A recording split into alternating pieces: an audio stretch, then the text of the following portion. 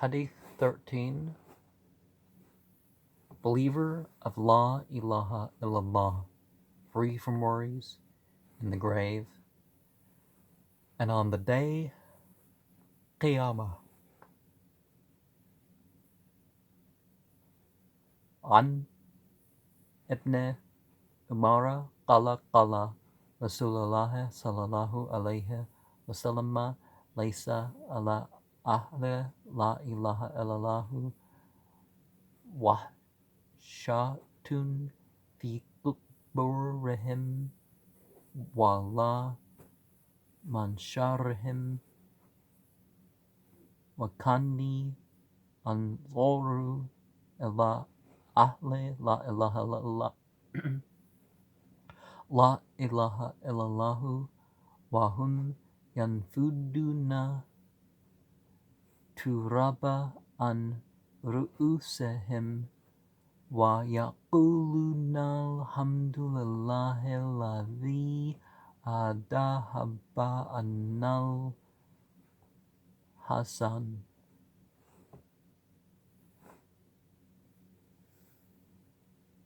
Ibn Umar, God be pleased with him, reports that the Messenger of God, divine contact upon him in wholeness, has said, those who believe that there's no God but God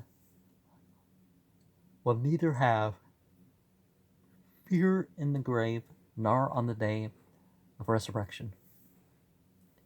And as if I see the scene when they will rise from their graves, wiping dust from their heads and saying, all praise is for Allah, who has removed all worry and fear from us.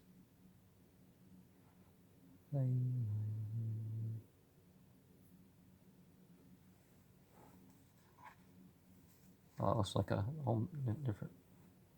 Wafi rawaita laysa ala ahli la ilaha illallahu washatan indal mauta wala indal qabr rawahu Tabrani. Okay, different. I'll take that back. It's different. Similar narration. Anyways. It is stated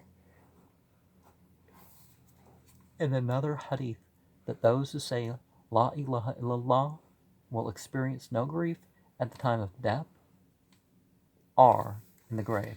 Note, Ibn Abbas radiyallahu anhu says, once Jibreel alayhi salam came to Rasulullah sallallahu alayhi wasallam when he was very much worried and said, Almighty Allah has sent his salam to you and has inquired why you look so sad and worried. Although Allah knows whatever is hidden in the hearts, yet by such inquiries, Allah means to induce honor, respect, and favors. Rasulullah sallallahu alayhi wasallam replied, O Jibreel, Gabriel, alayhi salam, I am worried about my ummah as to how they will manage on the day of Qiyamah. Is it about the non-believers or about the Muslimin? Asked Jibreel. About the Muslimin, replied Rasulullah sallallahu alayhi wasallam. Jibreel alayhi salam then took the Nabi sallallahu alayhi wasallam along to a graveyard where the people of the tribe of Banu Salama were buried. There he struck a grave with his wing and said, Qum bi'idnillah, stand up by the orders of Allah. And out of that grave, an extremely handsome man stood up. He was reciting.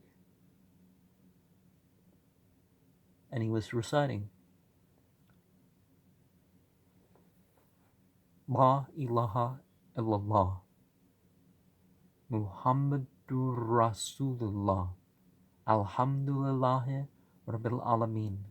Jibreel alayhi salam told him to go back to his grave, which he did. Then he struck another grave with his wing. Out of it stood up an extremely ugly person with a black face and worried eyes, who was saying, Alas, there is nothing but sorrow, shame, and horror.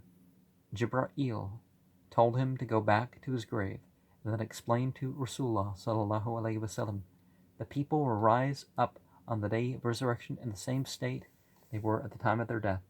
In his hadith, the people of La ilaha illallah are those who have close attachment for and remain busy with this kalima, just as milkmen, shoemen, pearlmen, and icemen mean those who deal in and especially stock those particular things. Thus, there is no doubt whatever that the people of this kalima will receive this extraordinary treatment. In Surah Fatir, the Quran, 3 categories of this ummah have been described, and one category is named Sabakun bil Khairat, leaders in virtues, about whom it is stated in a hadith that they will enter Jannah without any reckoning. According to one hadith, a person who recites La ilaha illallah 100 times daily will, on the day of Qiyamah, be raised up with his face shining like the full moon.